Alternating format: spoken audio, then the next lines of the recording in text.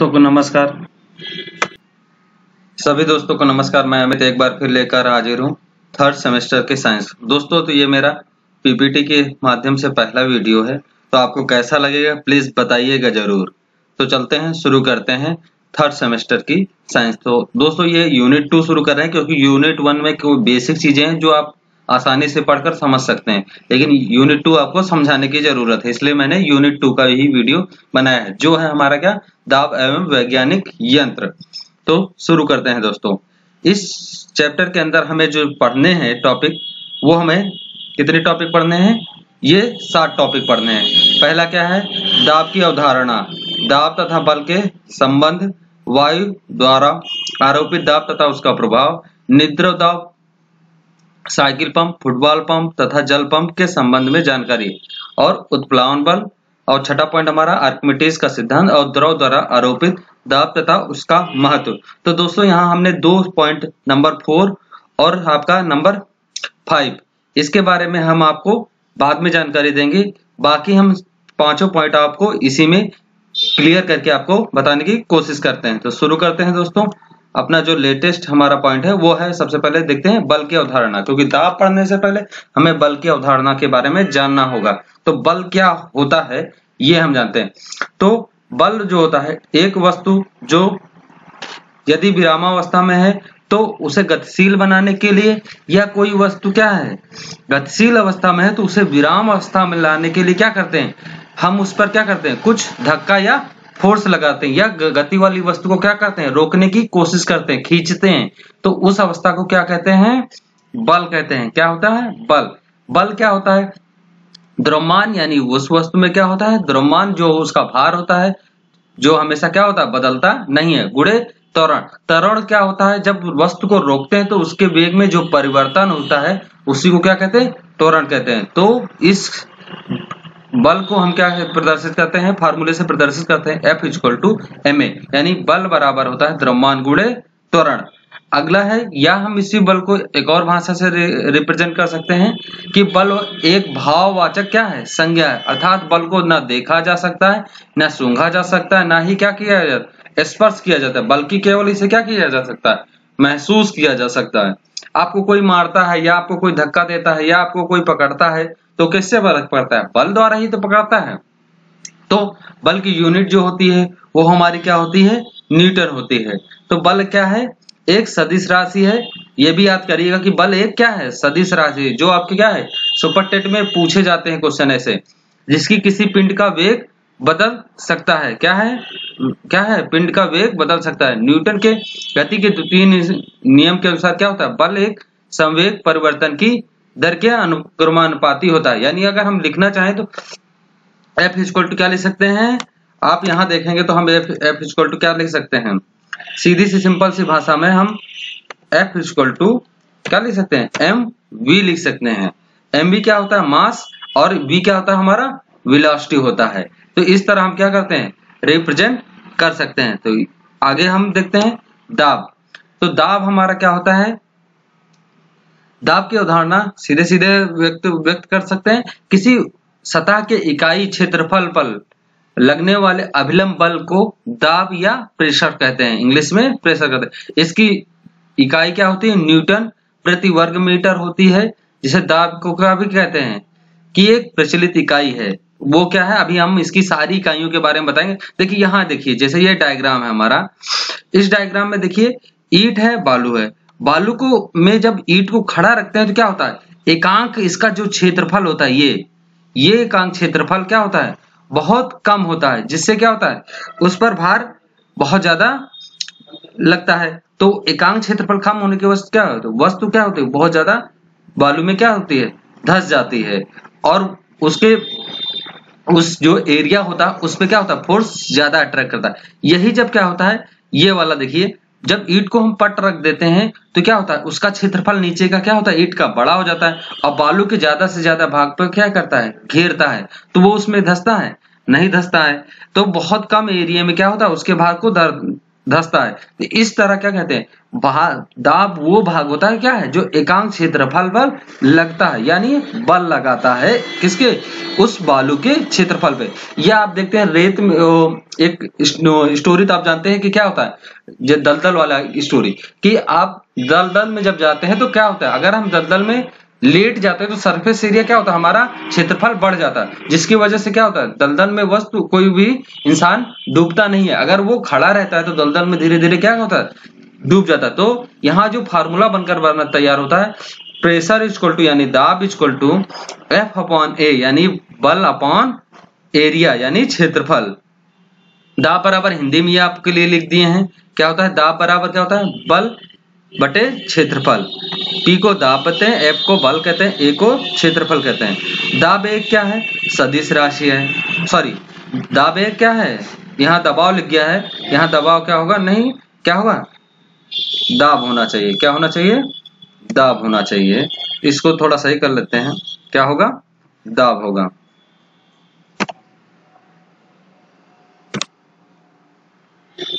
Sorry इसको पूरा ही करते हैं, तो ये क्या होगा, हमारा दाब होगा।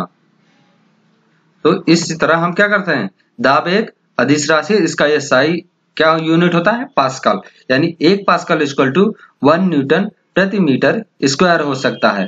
या 1 पास्कल एक आगे हम जब वायुमंडलीय दाब पढ़ाएंगे तो वहां आगे बताते हैं आपको। एक दबाव यहाँ भी लिख गया है तो इसको भी सही कर लेते हैं, क्या होगा, दाब होगा हमारा। तो ये होता है दाब की SI इकाई क्या होती है, पास्कल होती है, और एक पास्कल किसके बराबर होता है, न्यूटन प्रति मीटर स्क्वायर, या इसको हम न्यूटन प्रति मीटर स्क्वायर इससे लिख सकते हैं, या किलोग्राम, न्यूटन को हम किसमें किलोग्राम प्रति मीटर स्क्वायर प्रति सेकंड स्क्वायर की इकाई को ऐसे तोड़ सकते हैं। और ये नाम कब जोड़ा गया, 1971 में जुड़ा था, जिसका ये SI यूनिट में क्या पास्कल या न्यूटन मीटर लिखते हैं। तो इस तरह आप कंफ्यूजन में नहीं आएगा। नेक्स्ट भाग चलते हैं। अब अपेक्षिक घनत्व जो हमें पढ़ना है, यहाँ पे अपेक्षिक घनत्व क्या होता है, यानी वायुमंडलीय एटमॉस्फेरिक प्रेशर। और दोस्तों एक बार याद रखिएगा, आपको वीडियो कैसा लगता है ये तो कमेंट करिएगा। और ये जो वीडियो है ये आपके हम सुपर टेट के हिसाब से देखकर यूनिट बनाए कि क्या क्या सुपर टेट में पूछा जाता है। अब की यहाँ से क्वेश्चन कई सारे थे तो उस हिसाब से हम आपको पढ़ा रहे हैं, जो लगभग वैसे ही रहेगा। तो वायुमंडलीय दाब, क्योंकि 5 नंबर में बहुत बड़ा सिलेबस साइंस का भी जुड़ता है, बायो साइंस मैथ्स, तो अभी से तैयार रखेंगे तो तैयार रहेगा, यही सब रहेगा वहां भी। क्या है वायुमंडलीय दाब, यानी एटमॉस्फेरिक के प्रेशर क्या होता है। समानता वायुमंडलीय दाब, यहाँ पे ये नहीं होगा, यहाँ पे वह दाब होगा, इसको हटा देते हैं। वह दाब होता है, क्या होता है, जो पारे के 76 सेंटीमीटर लंबे कॉलम के क्या द्वारा 0 सेंटीग्रेड पर क्या हो 45 अक्षांश पर समुद्र तल पर लगाया जाता है। यानी इसके 45 डिग्री को ऐसे करके बेंड करके लगा देते हैं और उस पर क्या करते हैं, 1 वर्ग सेंटीमीटर अनुप्रस्थ काट का क्षेत्रफल पारे के 76 सेंटीमीटर लंबे कॉलम के बराबर होता है। और वायुमंडलीय दाब का SI यूनिट क्या होता है, ये होता है। तो 1 बराबर होता है 10⁵ न्यूटन प्रति मीटर स्क्वायर, ये याद रखिएगा, हिंदी में आपके लिए लिख दिए हैं। 1 बार बराबर होता है 10⁵ न्यूटन प्रति मीटर स्क्वायर, इसको याद कर लीजिएगा, ये आपसे पूछा जाता है। तो वायुमंडलीय दाब को किसमें नापते हैं, बैरोमीटर, इसको भी एकदम रट लीजिएगा, ये आपको याद करना ही करना है। किसको, इसी को, कि ये वायुमंडलीय दाब को क्या किसमें मापते हैं, इस वाले भाग को पूरा आपको रटना ही रटना है। इसकी सहायता से हम क्या मौसम संबंधी पूर्व अनुमान भी लगा सकते हैं। अब पूर्व अनुमान कैसे लगाते हैं, देखिए बैरोमीटर का अगर पाठ्यांक क्या है, एकांक नीचे गिरता है तो क्या होता है, सडनली बहुत तेजी से गिरता है तो क्या होता है, आंधी आने की संभावना होती है। क्या होती है, आंधी आने की संभावना होती है। अगर हमारा पैरामीटर क्या होता है का पाठ्यांक जब धीरे धीरे क्या है नीचे गिरता है, धीरे धीरे एकदम स्लोली नीचे डाउन होता है, तो उसे क्या कहते हैं, वर्षा होने की संभावना होती है। लेकिन अगर हम क्या होता है, पाठ्यांक हमारा क्या धीरे धीरे ऊपर चढ़ता है तो हमारा क्या होता है, दिन कैसा होता है, साफ होने की पूरी संभावना रहती है। तो आप कैसे जान सकते हैं, तो इस प्रकार से आप क्या है वायुमंडलीय प्रेशर दाब कैसा मौसम होगा इसके कल्पना कर सकते हैं। अब जो हमें पढ़ना है वो है उत्प्लावन बल। उत्प्लावन बल भी आपको यहाँ से देखना ही देखना है कि उत्प्लावन बल क्या होता है। तो इस चीज को एकदम कंठस्थ कर लीजिएगा और उत्प्लावन बल के बारे में भी आपको क्या करना है, जानकारी लेनी है। तो चलते हैं, शुरू करते हैं। उत्प्लावन बल द्रव का वह गुण होता है जिसके कारण हो क्या, वस्तुओं पर ऊपर की ओर क्या होता है, एक भार लगता है। यानी अगर आप किसी वस्तु को क्या करते हैं, पानी में डालते हैं तो उसके ऊपर क्या होता है, एक भार लगता है। जैसे आप खाली गिलास को लीजिए, उसको पलट कर क्या है, उसको पानी में दाबिए, देखिए कितना भार लगता है। बहुत तेजी से वो क्या ऊपर की ओर अगर छोड़ते हैं तो फेंक देता है, और कभी कभी गिलास बाहर भी आ जाता है, बाल्टी। अगर आप अपना एक जग लीजिएगा, या ज्यादा नहीं आपके घर के बाल्टी होगी या टब होगा, उसमें आप उल्टे गिलास को या उल्टी कटोरी को कुछ भी लेकर करिएगा जिसका अंदर का भाग क्या हो, खाली हो, उसको पलटिएगा और उसके बाद उस पानी में दाबने की कोशिश करिएगा, देखिए कितना बल लगता है। उसी बल को क्या कहते हैं, उच्छेद या उत्प्लावन बल कहते हैं, जिसकी सबसे पहले किसने घटना ज्ञात की थी, आर्किमिडीज ने ज्ञात की थी। और जो वो बल लगता है उसके का जो गुरुत्व केंद्र होता है उसे क्या कहते हैं, उत्प्लावन केंद्र कहते हैं दोस्तों। तो इस चीज को एकदम ध्यान दीजिएगा। अगला जो है हमारा भाग वो है आर्किमिडीज के सिद्धांत। आर्किमिडीज का सिद्धांत किस बेस पे तैरता है, जैसे एक जहाज है, जहाज कैसे तैरता है, ये कल्पना किसने की थी, आर्किमिडीज ने की थी। तो उन्होंने क्या क्या दिखाया था ये जानने की कोशिश करते थे। क्या है, यहाँ देखते हैं। आर्किमिडीज का सिद्धांत, जब कोई वस्तु किसी द्रव में पूर्णतः या आंशिक रूप से डुबोई जाती है, यहाँ पे डुबोई होगा, यहाँ दबाई नहीं होगा, सॉरी, यहाँ पे डुबोई,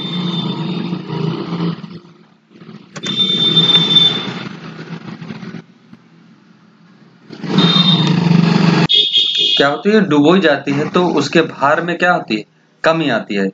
यहाँ भार में यह कमी उस वस्तु द्वारा क्या होता है, हटाए गए द्रव के बराबर होती है।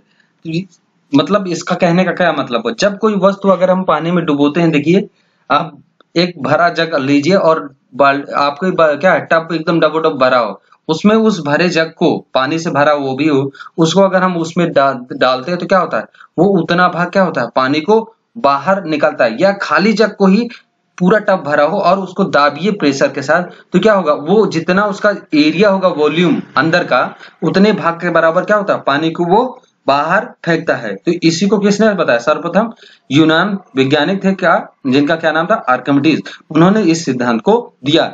उन्होंने ये पूरे बकाया कि क्या होता है जब कोई वस्तु द्रव में डुबोई जाती है। यानी आर्किमिडीज का सिद्धांत, जब कोई वस्तु किसी द्रव में पूर्णतः या आंशिक रूप से डुबोई जाती है तो उस क्या होती है, अपने भार के बराबर क्या है, जल को विस्थापित करती है। तो अब यहाँ हम देखते हैं, एक डायग्राम दिए हैं आपके लिए, इसको देखते हैं कैसे होता है। देखिए यहाँ पे क्या होता है, W क्या है, हमारा किसी वस्तु का भार है, और W1 हमारा क्या है, पानी में उस वस्तु द्वारा लगाए गए उत्प्लावन बल, यानी पानी द्वारा उस वस्तु पर लगाया गया बल होता है।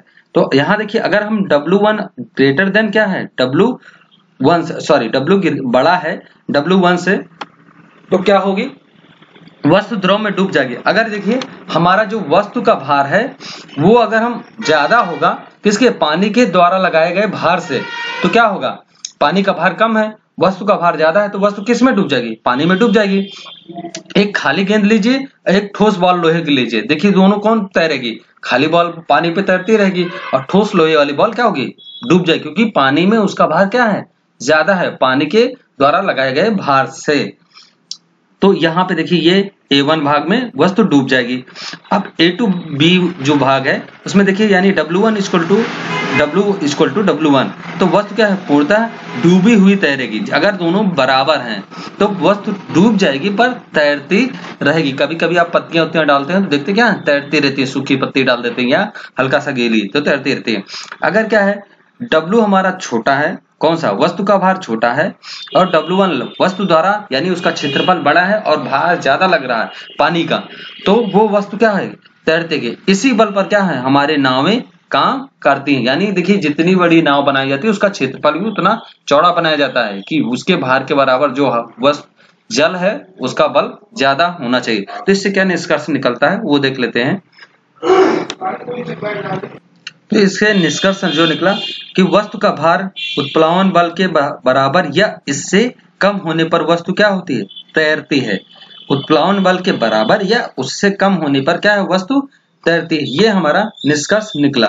अगला भाग जो है, जो आपके इस फार्मूले में कुछ चीजें देखनी है जो बेसिक है, जो आपको पढ़नी है कि घनत्व बराबर क्या होता है, द्रव्यमान बटे आयतन। इस फार्मूले को याद कर लीजिएगा। अपेक्षिक घनत्व बराबर क्या होता है, वस्तु का भार बटे 4 सेंटीग्रेड पर पानी का घनत्व। इस चीज को एकदम याद कर लीजिएगा।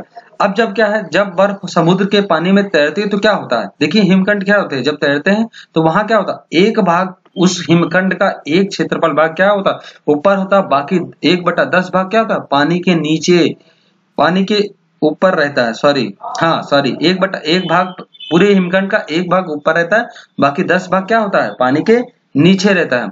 आपेक्षिक घनत्व को किस में नापते हैं, हाइड्रोमीटर। किससे, हाइड्रोमीटर। याद कर लीजिएगा। दूध की शुद्धता किस में नापते हैं, लैक्टोमीटर में मापी जाती है। दोस्तों तो इसके ये हमारा था वीडियो। तो कैसा लगा आपको प्लीज बताइएगा जरूर। अगर आपको लगता है कि नहीं इसी तरह पढ़ाएं, इसी पे पढ़ाएं, तो आपको वैसे बता दीजिएगा, नहीं ब्लैक बोर्ड पे पढ़ाएं तो कैसे, उसके बारे में बता दीजिएगा। दोनों को कमेंट कर दीजिएगा। मैं आपको जो आपको अच्छा लगेगा, जिसके ज्यादा कमेंट, मैं उसी पे पढ़ाऊंगा। तो आप भी अपने फ्रेंड को जाने की दीजिए अनुमति। धन्यवाद दोस्तों।